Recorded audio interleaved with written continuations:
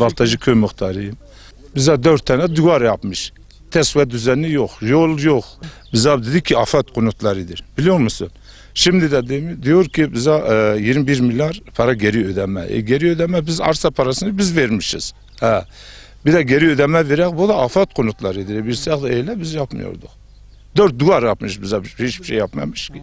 Vallahi adam var, bu adam mesela 15 milyar masraf etmiş. Şimdi de diyor geri ödeme. Bu arkadaş öyle. Yani herkes geri ödeme. Yani 21 milyardır. Vallahi 20 milyar. Şahsen ben 15-20 milyar yine düzeltme yaptım. Mehmet Binbir. Biz mecburen geldik. Bu 3 tane tarlayı burada aldık. Göre düzelmesi yok. Bizi kandırdı dedi. He. Yapmadılar. Muhtar günü her gün dilekçe veriyor. Şey yapıyorlar diyor, tamam. Bir şey yok piyasada. Toprak arsayı da biz almışık. Zaten görüyorsunuz bu kayanın altından buraya gelmişik, bize getirmiş. Bir de para istiyorlar ya. Zaten tarlayı da biz almışık. Anlamadık ki.